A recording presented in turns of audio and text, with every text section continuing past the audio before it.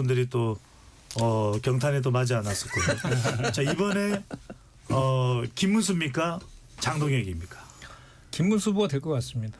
네. 예, 일단 뭐 둘 다 반탄파 후보인 건 동일한 거고 누가 더 이제 강성이냐 아니냐에 대한 것은 장동혁 후보가 이제 강성 지지층을 끌어모으는 전략으로 쓴 것 같고 이제 김문수 후보 같은 경우에는 이제 그 친한계하고 이제 안철수 후보 지지자들을 이제 좀 포용하겠다라는 스탠스를 갖고 있는데 그것도 이제 그 뭐 더 득표하는 데 도움이 되겠지만 네. 저는 그거 외에도 대선 후보였다는 것이 아주 큰 메리트가 된 거예요. 메리트가 될 것이라 생각해요.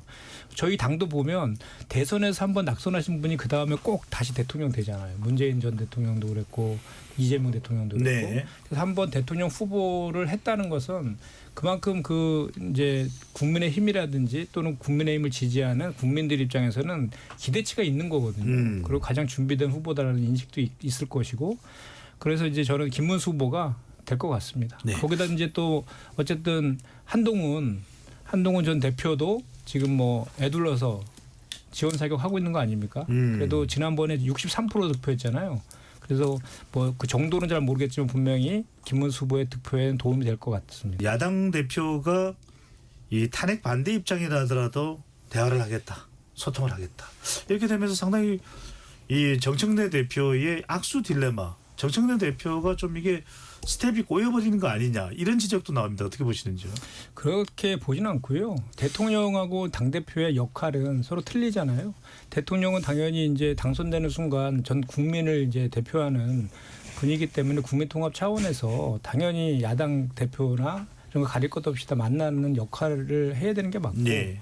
다만 이제 그 정청래 당대표가 이제 지금 뭐 어차피 그 김앤장 후보라고 하더라고요. 그 김앤장 후보 중에 누가 되든 간에 어쨌든 반탄파 후보이고 그 강경 대여 투쟁을 지금 그 뭐 예고하고 있는 그런 후보들이기 때문에 여야 관계가 강대강 대치로 갈 가능성은 이제 높아 보이는데 그 정청래 대표의 입장도 명확하거든요. 그러니까 내란 종식이 아직 되지 않았다는 거고 내란 종식 또는 내란 종식하는 과정에 지금 있는데 그 전에 그 국민의힘에서 이런 내란과 그 불법 계엄에 대해서 반성과 사과를 하지 않으면 낙수하지 않겠다라고 하고 있는 거잖아요. 그래서 국민의힘의 그런 그 태도 변환, 그 사과나 반성 뭐 이런 것들이 전제되지 않는다라고 하면 정청래 대표는 그냥 그런 관계, 그러니까 뭐 이렇게 불편한 그런 협치보다는 선명 여당의 당대표로서의 모습으로 가져갈 것 같고 또 그것을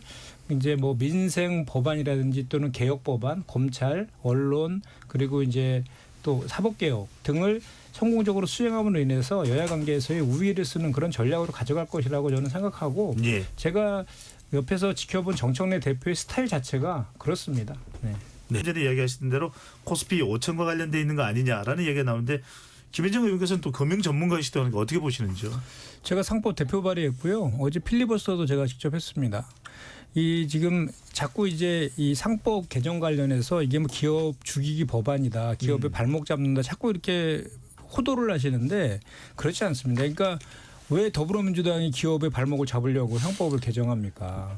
지금 우리나라는 정말 그 지독한 박스권에 갇혀가지고 그 PBR이 지금 1밖에 안 되잖아요. 3,000포인트 이전에는 0.8이었습니다. 그 PBR이라는 것은 그 장부가치, 회사의 가치에 비해서 주가가 저평가되었느냐 고평가되었느냐를 판단하는 척도인데 1보다 낮으면 저평가되고 있는 거거든요. 근데 그 신흥국 지수의 평균 PBR이 1.8이에요. 우리가 지금 기업의 가치는 좋은데 주가가 저평가되고 있어서 그 PBR 1밖에 안 되고 있는 상황이거든요. 그래서 그 제대로 된 평가만 받더라도 1.8, 신흥국의 평균인 1.8만 되더라도 지금 현재 주가가 5,000포인트 넘어가 있어야 되는 겁니다. 그럼에도 불구하고 지독한 그 저평가의 박스권에 지금 갇혀 있는 그 현실을 타개하고자 하는 거거든요. 상법 개정이. 그러면 이 내용을 살펴보면은 지금 2차 상법 개정에 대해서 집중투표자랑 감사위원 분리선출을 한 명에 두 명을 확대하는 거잖아요. 두 가지의 핵심은 뭐냐면 이사회와 감사위원회 독립성을 강화시키라는 거예요. 원래 이사회가 우리나라는 그동안에 오너 경영 중심이어가지고 또 거수기 역할을 했잖아요. 감사위원회도 감사를 제대로 하지 못하는 그런 지적들을 끊임없이 받아왔고 그것을 정상화시키자는 겁니다. 그래서 집중투표제를 통해서 이 사회의 구성도 소액주주들의 목소리도 담길 수 있도록 다양화도 시키면서 독립성도 보장하고 감사위원도 주총에서 직접 2명을 분리 선출함으로 인해서 그 독립적으로 경영에 대한 견제와 감시 역할, 본연의 감사위원회 역할이잖아요.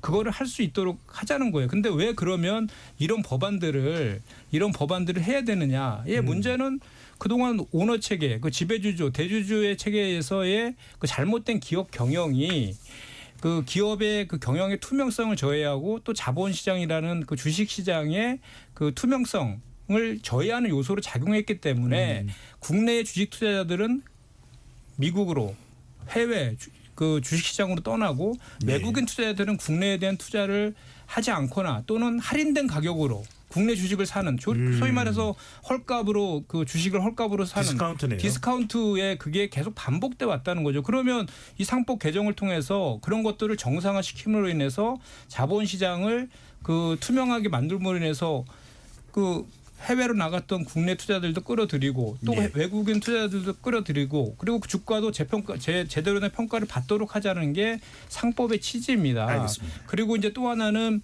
노란봉투법 같은 경우에도 뭐 암참 얘기하시고 뭐 저 상공회에서 미상공회에서 이런 얘기를 하시고 기업들에서 반대한다라고 하는데 저는 반대로 기업들이 왜 노란봉투법하고 상법을 반대하느냐를 좀 반문하고 싶습니다. 그 결국은 상법에 대해서 반대하는 이유는 편법적 지배구조 개편하고 투자자 보호가 미흡하다는 것이 코리아 디스카운트의 주된 원이거든요. 그럼 편법적 지배구조를 오너 일가의 경영권 승계라든지 편법적인 그런 방법들을 통해서 그동안 해왔어요. 지금도 하고 있고 그런 것들을 하지 못하기 때문에 반대하고 있는 거예요. 근데 실제로 주식시장은 어떻게 됐냐면 그렇게 반대하는 재계가 가장 많은 주식을 지분을 갖고 있는 지주사 있죠. 네. 지주사의 주식이 가장 급등했습니다. 급등한 이유가 뭐냐면 이 상법이 개정되면 그 편법적 지배구조가 없어질 것이고 자본시장이 투명해질 것이기 때문에 이렇게 알겠습니다. 시장은 거짓말하지 않는다는 거죠. 예. 그 노란봉투법 관련해서도 이것이 암참에서 반대한다 그러는데 미국에서도 이 지금은 우리 노란봉투과 같은 내용을 적용하고 있습니다. 그럼 본인의 나라의 노동자들은 한테는 그렇게 똑같은 노사 대등이라든지 또는 노동 상권에 대해서 보장을 해줘야 되면서 대한민국에 있는 노동자들은 그냥 비용 절감의 대상으로만 살아야 되는 겁니까? 그건 잘못된 주장이죠. 자, 네. 김현중 의원님. 아니 뭐 그 당시에 민주당 어떤 분이 얘기했는지 모르겠지만 기간 내 처리하는 게 좋다는데 그걸 거짓말했겠습니까? 진짜 그런 마음이었겠죠. 그런데 실제로 특검이 수사를 하다 보니까 관련된 인지 수사도 화수분처럼 계속해서 나오고 있고 또 수사의 비협조도 분명한 그 사실인 거잖아요. 그러다 보니까 이제 그 특검에서도 그런 그 기관과 인력의 그 중원이 필요하다라는 의견도 지금 있는 것 같고요. 제가 알기로는 특검에서 국회의장한테 아마 공문을 보낸 거로 제가 알고 있습니다. 그런 그 요청들이 있는 거죠. 그리고 이제 실제로 내란 특검 같은 경우에는 그 뭐랄까 이렇게 그 처벌을 두려워해서 진실을 제대로 말을 하지 않는 그런 것들을 관련해서도 뭐 이렇게 범행을 자수하거나 신고했을 경우에는 형을 감면할 수 있는 그런 그 규정들을 특검법에 좀 이렇게 신설해 달라. 뭐 이런 것들도 내란 특검 쪽에서 요청이 오는 거죠.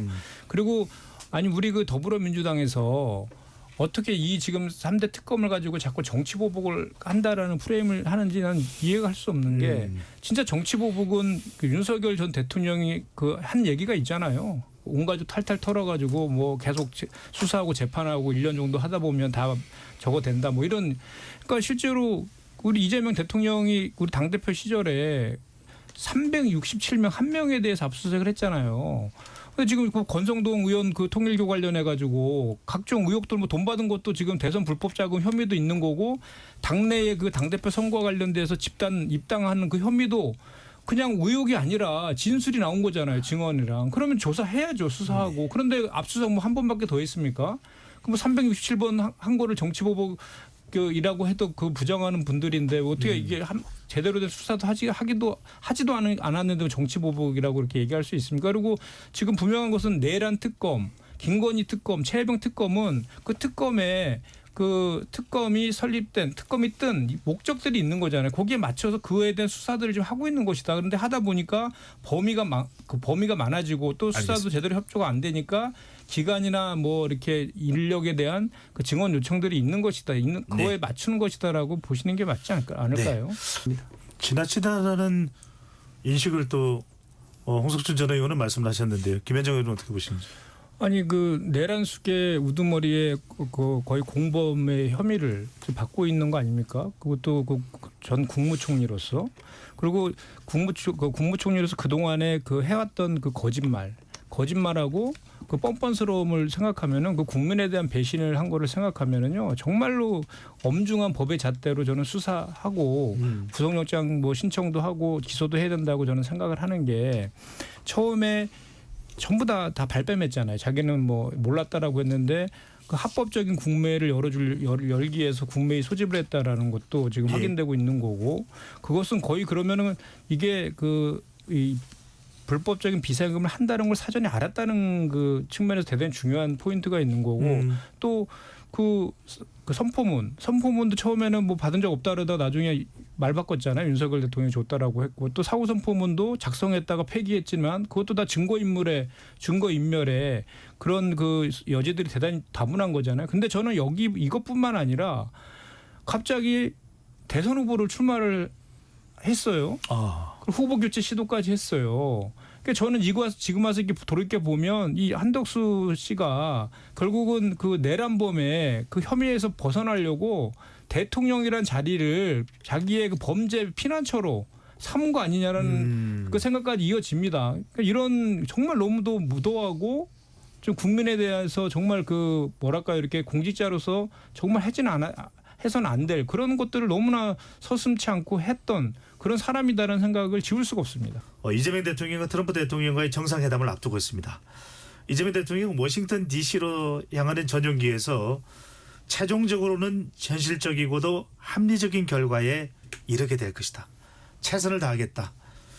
지금 이 대통령실의 3실장까지 이번에 가고 있는데 강훈식 비서실장까지 가면서 이례적인 참여다라는 이야기까지도 나올 정도로 상당히 긴박한 상황이 돌아가고 있습니다. 먼저 네 분께 오늘 정상회담 어떻게 예상을 하시고 어떤 이슈가 가장 중요하다고 보시는지 먼저 김현정 의원부터요.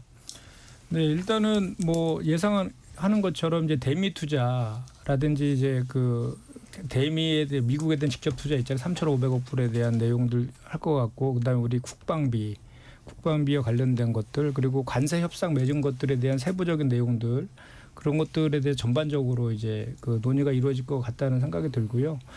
사실 이제 뭐 향관에는 그 전에 그 협상할 때는 없었던 뭐 농축수산물에 대한 그 개방 요구도 농산물 개방 할 것이다 이런 또 우려도 있고 그래서 사실 지금 상황이 이렇게 녹록치는 않다라는 것은 뭐 좀 전에 이재명 대통령의 발언에서도 느껴질 수 있지만 그럼에도 불구하고 그 최선을 다하고 있다라는 얘기를 하고 있는 거고 그 실제로 뭐 그 처음이라고 하지 않습니까? 비서실장, 정책실장, 안보실장, 3실장이 다 이렇게 같이 총 출동해 가지고 총력전을 하고 있는 것은 그만큼 이제 이게 대단히 중요한 협상이기 때문에 그렇다라고 보여지고요.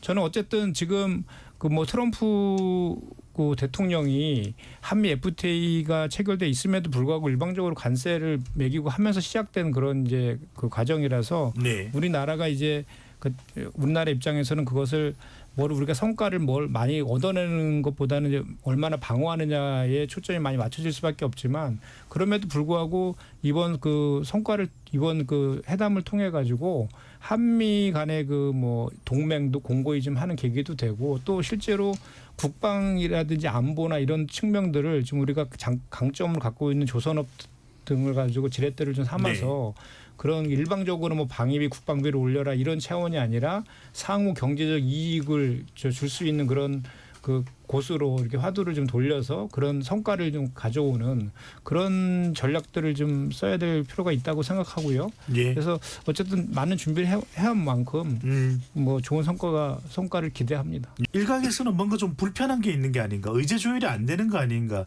실제 무슨 일이 있는 겁니까? 아니 그 강훈식 비서실장의 표현처럼 뭐 난간이라기보다는 총력전을 다하고 있다 이렇게 봐달라고 한 거잖아요. 예. 그게 맞는 말 같아요. 저도 좀 알아봤는데 지금 이제 트럼프 대통령의 그 비서실장이 상당한 뭐 권력 실세라고 하더라고요. 그런데 이제 어차피 지금 강훈식 비서실장이 방미하는 것은 이번에 이제 비서실장 자격으로 가서 그 비서실장과의 그 면담도 중요하지만 앞으로 한미 관계에 있어서의 그런 가교할 수 있는 그 포인트를 만들어가는 것도 되게 중요하잖아요. 그런 차원도 같이 겸해 있는 것 같습니다. 예. 그래서 일단 어쨌든 우리가 할 수 있는 모든 채널을 통해 가지고 총력전을 지금 하는 것이 필요한 시점이기 때문에 그런 것 같고요. 그래서 저는 이번에 뭐 우리가 여러 가지 우려들을 많이 하고 있잖아요. 그 우려를 많이 한다는 것은 또 반대로 보면 그럼에도 불구하고 좀 소기의 성과를 거두기를 바라는 마음에서 저는 그렇게 한다라고 봐서 우리가 가장 잘할 수 있는 분야를 지렛대를 삼아 가지고 그 통상이라든지 안보에 대한 그런 협상들을 해 나가면 될 것 같습니다. 해 나가되 또 우리 이재명 대통령이 그전에 항상 강조하는 국익 중심의 실용외교 관점에서 네. 하나하나 그동안 준비했던 대로 이렇게 잘 최선을 다한다라고 하면 우리가 우려하는 것보다는 좋은 성과가 나오지 않을까 이렇게 기대합니다. 하상호 정무수석은 조국 전 대표의 이러한 행보로 인해서 가장 크게 타격을 받는 것은 이재명 대통령이다. 그런 발언까지도 했었는데 이렇게 되면 박지원 의원은 합당 이야기도 있었거든요. 합당은 물 건너가고 참여한 어떤 대결의 관계가 되는 겁니까? 어떻게 되는 겁니까? 이제 이런 것 같습니다. 실제로 뭐 이재명 대통령 국정 지지율이 이주 연속 떨어졌던 가장 큰 이유 중 하나가 특별 사면이었으니까 예. 그런 차원에서 우상호 수석이 이제 가장 손해 본 게 이제 이재명 대통령이라고 말씀하신 것 같고 지금 조국 혁신당은 하나의 그 계획을 가지고 지금 움직이는 것 같아요. 그러니까 이제 결국은 이제 내년 지방선거와 보궐선거를 목적으로 두고 지금 합당 얘기도 나오고 또 연대론도 나오고 합당론도 나오고 이런 과정 아닙니까? 그러면 그 과정에서 어쨌든 어떤 선택을 양당이 하든 간에 일단은 최대한 조국 혁신당의 몸짓을 키워놔야지 그 협상에서 유리한 고지를 점할 수가 있잖아요. 그리고 실제로 지난 그 군수 선거에서 군수 보궐선거에서 예. 또 조국 혁신당이 한번 호남 쪽에서 당선된 적도 있어서 호남에 대한 민심이 혁신당에 되게 우호적이다라는 걸 10분 이제 활용하려고 호남 쪽을 지금 돌고 있는 것 같은데 이것이 이제 저처럼 이렇게 호남 출신의 정치인이 아닌 사람이 봐도 호남을 기반으로 정치하는 사람이 봤을 때에는 상당히 이렇게 좋게 보이지는 않을 것 같아요. 왜냐하면 일단은 기본적으로 이 사면이라는 것은 아무리 이제 본인이 이렇게 검찰 개혁을 추진하는 과정에서 검찰 개혁의 상징으로 뭐 이런 것들도 있지만 분명히 유죄 판결을 받은 건 사실이잖아요. 그리고 국민들은 기본적으로 특별 사면하면 호의적이지가 않습니다. 그리고 네. 어쨌든 특혜를 받았다 이렇게 생각을 하잖아요. 그런 상황 속에서 이제 뭐랄까 이렇게 한쪽 편에서 보면 조국 혁신당만을 또는 본인만을 위한 그런 정치 행보를 너무 급하게 알겠습니다. 이렇게 하다 보니까 그거에 대한 이제 좀 비판적인 시각이 있는 것 같습니다. 네.